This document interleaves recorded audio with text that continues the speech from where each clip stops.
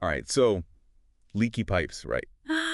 Especially those ones hiding away where you practically need to be a contortionist to even see them. Yeah. We've all been there, am I right? That feeling when a simple plumbing fix goes from like, oh, this is annoying, to I need a nap, a hug, and maybe a therapist. It's the worst. But here's the deal. Even those super tricky PVC repairs in tight spaces, the ones that make you want to cry, they're totally doable once you've got the know-how. And that's what today's deep dive is all about. We're diving headfirst into this website, TigerFish Tools. And get this, they're all about this tool, specifically made for chopping pipes in super tight spots. How interesting. Right. You might be thinking, okay, niche tool, niche problem, but hold on. Here's the kicker. They dropped this stat that 1 in 5 homeowners put off repairs, and it's not even always about the money. Really? Huh. So what's the reason then? That's what we're going to find out. Why are we all letting those little drifts become mini Niagara Falls? This deep dive might just have the answer. You ready to become like the plumbing whisperer of your house? Let's do it. Okay, let's go. So what I found super interesting about this TigerFish website is, yeah, they're pushing their tool, but they actually nail why we all get those plumbing cold feet in the first place. It's not just, hey, buy our thing, it cuts things. They break down why these repairs feel like insurmountable, and that actually makes them way more credible, wouldn't you say? Totally. It's like they get us, they understand the struggle is real. For real. Yeah. So let's unpack this fear factor a bit. Why are tight spaces the nemesis of every plumbing project? What makes them so uniquely challenging? Okay, picture this. You're crammed under the sink, right? You're basically wearing the garbage disposal as a hat. Oh, been there. You have zero space to even move, let alone, swing a wrench the size of your arm around. That's challenge number 1 right there. Your toolbox becomes your worst enemy. Tell me about it. The last time I was under my sink, I swear I found a Christmas ornament I lost like 3 years ago. It's a black hole of tools and tinsel down there. Seriously. Yeah. And then there's this constant fear of destroying everything while you're down there. One wrong move and you're taking a chunk out of the drywall. Or even worse, you hit another pipe and suddenly that one leak you started with becomes like a 5-alarm plumbing emergency. Okay, that visual was not necessary. Yeah. But yeah, that's my biggest fear, right?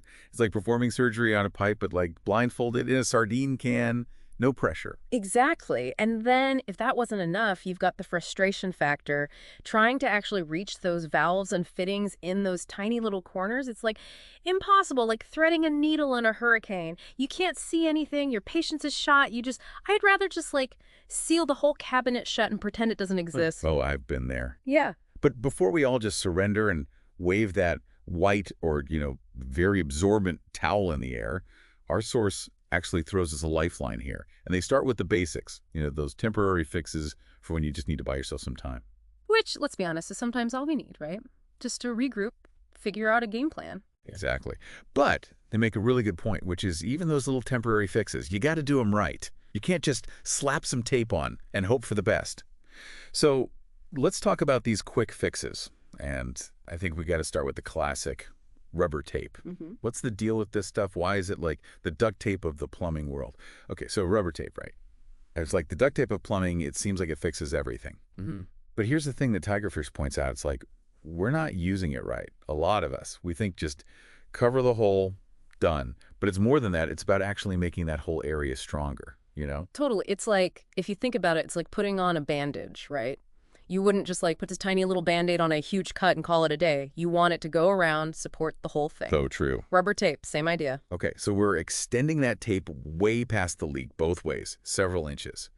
Because it's that squeezing, that compression, when you wrap it tight, that's what really seals the deal and hopefully keeps that leak from migrating to a whole other spot. Right. And they even say if the whole pipe looks a little sketchy, you can wrap the whole thing, spiral it around, little pipe mummy. I love that. Little pipe mummy. Obviously not a permanent solution, but hey, it buys you time. Exactly. Okay, so we've got rubber tape, the workhorse, but then it's like the fancy cousin, right? Fiberglass tape. Yeah. What's the deal with that? Is it actually made of fiberglass? It is, but don't worry, you're not going to be itchy and uncomfortable after you use it. So this stuff has a resin on it and it gets activated by, get this, water. Oh, so it's like magic plumbing tape. You wrap it on, the water does its thing, and bam, suddenly you've got this hard shell over the leak. Exactly, and faster than you think, too. Like, they say it sets in, like, 15 minutes, which is pretty impressive. That is fast. Yeah, but here's the thing with both the tapes, right? They're good, but only for those small leaks. Like, if you've got a gushing geyser situation happening, you've got to up your game. Yeah, that's a different deep dive. Makes sense. And like our source was saying, even those little fixes, they get tricky when you're in those tight spaces we've been talking about. I mean, imagine trying to wrap a pipe, like, with one hand tied behind your back, blindfolded. Not easy. Exactly. So that brings us to the last resort in the temporary fix department, hose clamps. Ooh, hose clamps. Right, lay it on me. Now, before you go thinking you can just, like, clamp it and forget it, our source, they give a little word of warning here. Okay, so spill the tea. What's the deal with hose clamps? They're not a solo act. They work best as a team. And the best teammate, you guessed it, tape. So you wrap that tape around your leak nice and snug, then you put a hose clamp on either side over the tape, and then you crank those babies down. So it's like double the compression, right? The tape is doing its thing, but then the clamps are like, we're not messing around. Love it. Exactly. But, and I can't stress this enough, we're still talking about temporary solutions, right? Like, you wouldn't just put a splint on a broken bone and call it a day. Sometimes you gotta face the music and go for the full repair.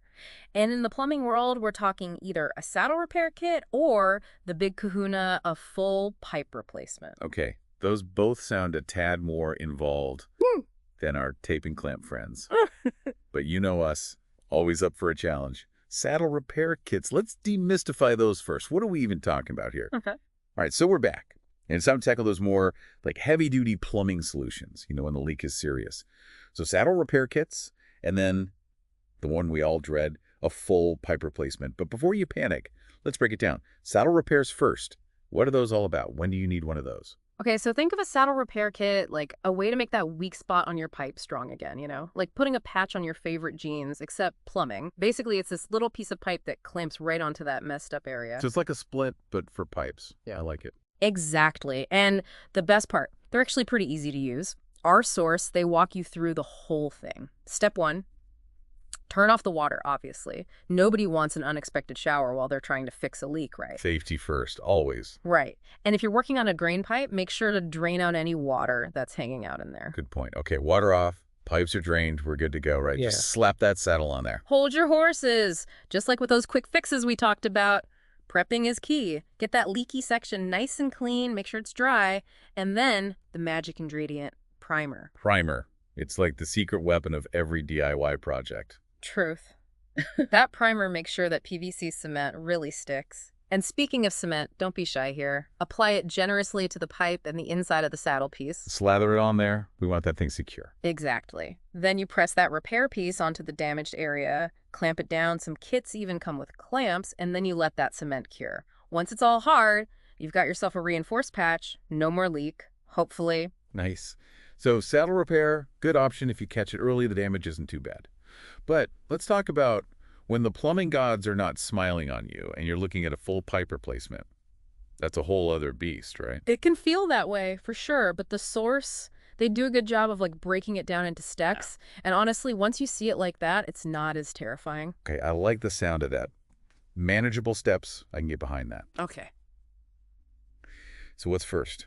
You're staring at this pipe that needs to be replaced. What do you do? First things first, you got to play plumbing detective. Right. Figure out exactly where that leak is coming from. It might seem obvious, but knowing the exact spot, that's crucial. The case of the drippy drain pipe. Right. Once you've found your culprit, it's back to safety first. Turn off that water supply.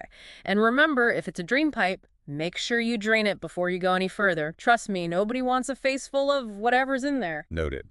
Safety glasses, check. Water, off. Pipes drained. What's next? Okay, so now you got to cut out that damaged section, which, let's be real, can be the hardest part, especially in those tight spaces. Yeah, not a lot of room for error. Nope. And that's where our source really shines. They get into all these different techniques that can really save the day depending on your situation. Flexible or expanding couplings, pipe bridges, and then, of course, just replacing the whole section with a new piece. So options. It's not one size fits all. I like it. But let's break down those techniques because, knowing which one to use, that's huge. Flexible and expanding couplings. What are those all about? Well, they're all about flexibility, like the name says. Seriously, these are your best friend when you're dealing with those super tight spaces where you need a little bit of give in the system. The source even mentioned in-ground piping, like when it's got to go around tree roots. Good luck getting a straight pipe in there. Yeah, that's not going to end well. Right. But these couplings, they give you options. Now you've got your flexible couplings and then your expanding or like telescoping ones. Okay, wait. What's the difference? They both sound pretty flexible to me. So flexible couplings, they're good for small adjustments when things aren't lined up perfectly. But the expanding or telescoping ones, those are next level. They can actually get longer and shorter, which Yeah. is perfect for those situations where you need to like fine tune the fit. It's like having a pipe extender on demand. Exactly.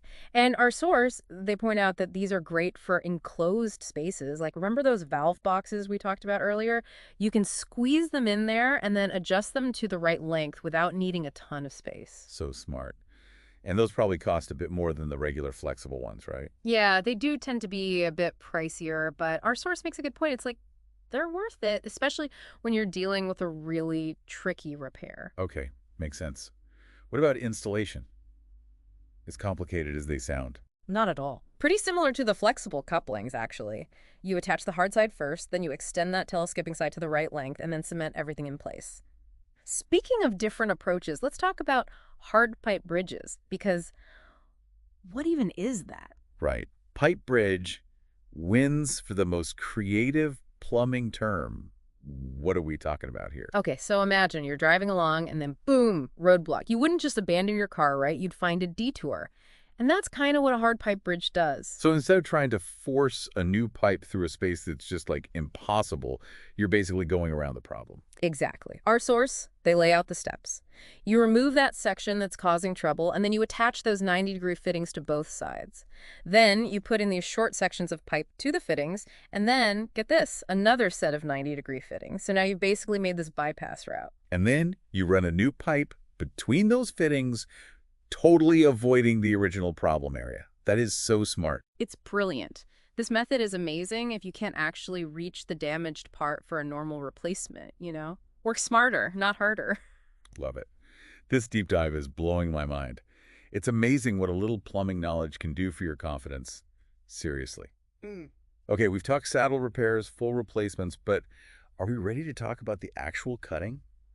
Like, how do we do it? Almost. But first, we got to talk about the elephant in the room, or should I say, the tight space in the plumbing system. We can talk about all these fancy techniques, but they all depend on you being able to actually cut the pipe. It's the moment of truth. And honestly, I think that's where most people just call a plumber, but not us, right? Yeah, Because TigerFish Tools is about to blow our minds. they are. Get ready for the hero of our story, the inside pipe cutter. Okay, that sounds promising. Inside pipe cutter. What is it and where can I get one? Right. It does sound too good to be true, but this thing is legit. So picture this, a tool that actually cuts the pipe from the inside out. No more trying to cram a giant hacksaw into a space that barely fits your hand. Wait, hold up. It cuts from the inside. How is that even possible? It's pretty genius, actually. Our source breaks it all down. There are these three main parts. A guide wheel, which keeps things nice and stable so you get a clean cut. Then there's the blade, and this isn't just any blade, it's an electroplated diamond blade. And then there's this quick release thing that lets you hook it up to your power drill. Okay, so you attach this blade to your drill, stick it in the pipe, and like magic happens. Pretty much. You pull the trigger on your drill to get that blade spinning, and then you just guide it around the inside of the pipe. And that guide wheel I was talking about, that's what makes sure you get a nice, smooth, controlled cut. Smooth and controlled are not usually words I use with plumbing, especially in tight spaces. I know, right? Okay, this is amazing. I feel like I'm learning so much. Now, the source did mention these cutters come in different sizes, right? They do, which I appreciate. Because plumbing is not one size fits all, right? So they talk about two main sizes. Big ones for those huge pipes, like 4 to 6 inches, and then smaller ones for the more standard pipes, like 1.5 to 3 inches. So no matter what you're dealing with, there's an inside pipe cutter out there for you. Amazing. Now, I know we've covered a lot today: tapes, clamps, saddle repairs, pipe bridges, inside pipe cutters. It's a lot. But thankfully, TigerFish Tools, they don't just leave you hanging with a toolbox full of tools and no clue how to use them. They actually give you a bunch of extra tips to help you succeed, which, Thank goodness. I know, it's great. They cover it all, like using a vise or a V-block to hold that pipe steady while you're cutting. Mm. And then the golden rule of PVC cement, you got to use both the primer and the glue when you're joining those pipes. Words to live by. What else did they say? What are the gems that they drop? The classic measure twice, cut once. Or in the plumbing world, measure your pipes super carefully before you go buy a replacement. You do not want to get the wrong size. Trust me. The worst. Yeah. Been there. Anything else? 2 more things. Always have some clean towels on hand because, let's be real, plumbing can be messy. Truth. And then have one of those deburring tools handy to smooth out any rough edges after you make your cut. It's the little things that make a difference. This is great advice. I'm taking notes. Okay, last question. Any surprises? Anything you learned that you were like, wait, really? There was one thing. Did you know that some places actually have rules about how you do plumbing repairs? No way. Yes. Like they gave an example. They said some areas actually require you to use purple cement, and not just any purple cement. It has to be like visible after you're done. Purple cement. You've got to be kidding me. That's amazing. Yeah. I love it. Okay, so we started this deep dive feeling intimidated by leaky pipes and tight spaces, and now we've got solutions. From those quick fixes to those fancy tools and techniques, it's amazing what a little knowledge and the right tools can do. I know. It's empowering. It is. Big thanks to TigerFish Tools for taking us through it all and proving that we can do hard things. And to all of you listening, remember, you got this. Now go forth and conquer those plumbing projects. And who knows, maybe one day you'll be the expert on the deep dive, sharing your DIY wisdom with the world. Until next time, happy plumbing, everyone.